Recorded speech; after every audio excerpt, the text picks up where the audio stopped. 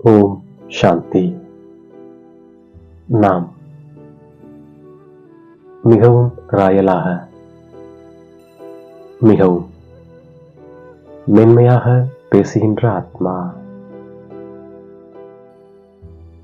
நாம் நினைவு மற்றும் சக்தி ஸ்வரூப ஆத்மா. நாம் தக்க சமயத்தில் ஒத்துழைப்பு தருகின்ற ஆத்மா. நாம் இந்த சரீரம் என்ற உடையை இங்கேயே விட வேண்டும். ஆகவே நாம் இதன் மீது உள்ள பற்றுதலை விளக்குகின்றோம். நண்பர், உறவினர் யாருடைய நினைவும் வராதபடி நாம் முயற்சி செய்கின்றோம். யோக பலமுடைய குழந்தைகளாகிய நாம் எந்த விஷயத்திலும் சிறிதும் கூட விழாமல், எங்கேயும் பற்று இல்லாமல் இருக்கின்றோம். யாராவது சரீரத்தை விட்டாலும் துக்கம் கொள்ளாமல் இருக்கின்றோம். ஏனென்றால் இவர்களுக்கு நாடகத்தில் இவ்வளவுதான் நடிப்பு என்று நாம் அறிந்திருக்கின்றோம். ஆத்மா ஒரு உடலை விட்டுவிட்டு இன்னொரு உடலை எடுக்கின்றது. இந்த ஞானம் மிகவும் குப்தமானது. இது ஒரு குடும்பமாகும். இங்கு நாம் ஆத்ம உணர்வுடையவர்களாக ஆகின்றோம். சிவ பகவான் அனைத்து ஆத்மாக்களுக்கும் தந்தையாக இருக்கின்றார். நாம் பிரஜாபிதா பிரம்மாவின் வாரிசுகள், சகோதர சகோதரிகள். இந்த முதலும் முடிவற்ற நாடகம் நடந்து கொண்டே இருக்கிறது. இதற்கு ஒருபோதும் முடிவு ஏற்படாது. முழு உலகமும் துர்கதி அடைந்து விட்டது. தந்தைதான் வந்து அனைவருக்கும் சத்கதியை அளிக்கின்றார். எல்லையற்ற தந்தையை நாம் நினைவு செய்வதால் விகர்மங்கள் அழிகின்றன. பிரம்மா மூலமாக தந்தை ஆத்மாக்களாகிய நம்முடைய நிச்சயதார்த்தத்தை அவரோடு செய்விக்கின்றார். ஆகவே சத்குரு தரகர் ரூபத்தில் கிடைத்திருக்கின்றார். சத்குரு நிராகாரராக இருக்கின்றார். ஒரு தந்தைதான் சத்குரு ஆவார். அவரே அனைவருக்கும் சத்கதி அளிக்கின்றார். நாம் ஒருவரை ஒருவர் உயர்த்துவதற்கு முயற்சி செய்கின்றோம்.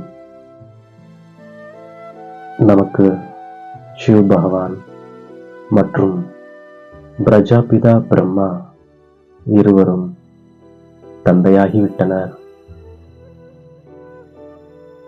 இது பழைய உலகம், பழைய வீடாகும். நாம் இப்போது நரனிலிருந்து நாராயணன் ஆகின்றோம். நாம் ஒவ்வொரு நாளும் முன்னேறிக்கொண்டும் மலர்களாக மாறிக்கொண்டும் இருக்கின்றோம். ஒவ்வொரு ஆத்மாவிற்கும் அழிவற்ற நடிப்பு கிடைத்திருக்கிறது. இதில் கவலைப்படுவதற்கு எதுவும் இல்லை. நாம் பாரதத்தை சொர்க்கமாக மாற்றுவதற்காக உடல், மனம், பொருள் அனைத்தையும் செலவு செய்கின்றோம். ஆகவே நாம் மிகுந்த உற்சாகத்தோடும் போதையோடும் இருக்கின்றோம். பக்தி மார்க்கத்தில் மூர்த்தியை செய்து பூஜை செய்கின்றார்கள். பிறகு அதனை நீரில் மூழ்கச் செய்கிறார்கள். அதை நாம் பொம்மை பூஜை என்று சொல்கின்றோம். அதுபோல நமக்கு முன்னால் ஏதேனும் உயிரற்ற, சாரமற்ற பொறாமை, ஆவேசம், அனுமானம் வரும்போது அவற்றை நாம் விஸ்தாரமாக்காமல் இருக்கின்றோம். அதை ஞானக்கடல் தந்தையின் நினைவினால் முடிந்தவற்றிற்கு முற்றுப்புள்ளி வைத்து சுய முன்னேற்றம் என்னும் அலைகளில் நாம் மூழ்குகின்றோம். மேலும் மாஸ்டர் ஞானக்கடலாகி நினைவால் சக்தி பவ எனும் வரதானத்தால் இந்த பொம்மை விளையாட்டை நாம் முடித்து விடுகின்றோம். அரசியல் தலைவர்கள், தர்ம தலைவர்கள் அனைவருக்கும் தூய்மை மற்றும் ஒற்றுமையினை அனுபவம் செய்ய வைக்கின்றோம். தர்மத்தின் சக்தியின்மையை உணர்த்தும் முறை தூய்மையினை ஊர்ஜிதம் செய்கின்றோம். அரசியல் தலைவர்களிடம் ஒற்றுமையை ஊர்ஜிதம் செய்கின்றோம். நாம் ஏகாந்த பிரியராகி ஒற்றுமை மற்றும் ஒருமுகத்தன்மையை கொண்டு வருகின்றோம். நாம் பாப்தாதாவின் குழந்தைகள் என்று புத்தியில் நினைவில் இருப்பதால் நமக்கு குஷியின் அளவு அதிகரித்துக் கொண்டே இருக்கின்றது. மேலும் நாம் நாடகத்தில் உறுதியாக இருக்கின்றோம். நாம் இப்போது பற்றற்ற ராஜாவாக ஆகின்றோம். நாம் தந்தையை அடைந்து விட்டதால் அழ வேண்டிய அவசியமில்லை. நம்முடைய நடத்தை, நடவடிக்கைகள் மிகவும் ராயலாக வைத்துக் கொள்கின்றோம். நாம் மிகவும் மென்மையாக பேசுகின்றோம். நாம் பணிவு என்ற குணத்தை தாரணை செய்கின்றோம். இந்த கண்களுக்கு என்னவெல்லாம் தெரிகின்றதோ அது அனைத்தும் சுடுகாடாக ஆகப் போகின்றது. ஆகவே அதை பார்த்தாலும் பார்க்காமல் இருக்கின்றோம். ஒரு சிவ தந்தையை நாம் நினைவு செய்கின்றோம்.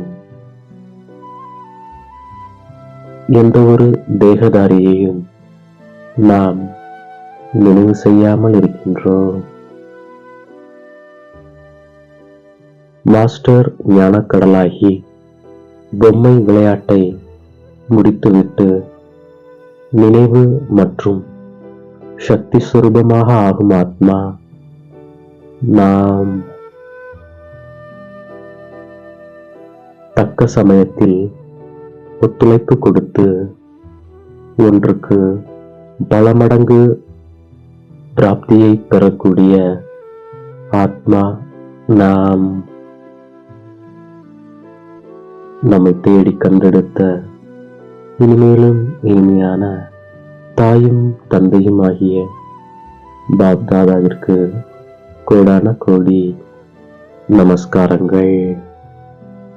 ஓம் சாந்தி.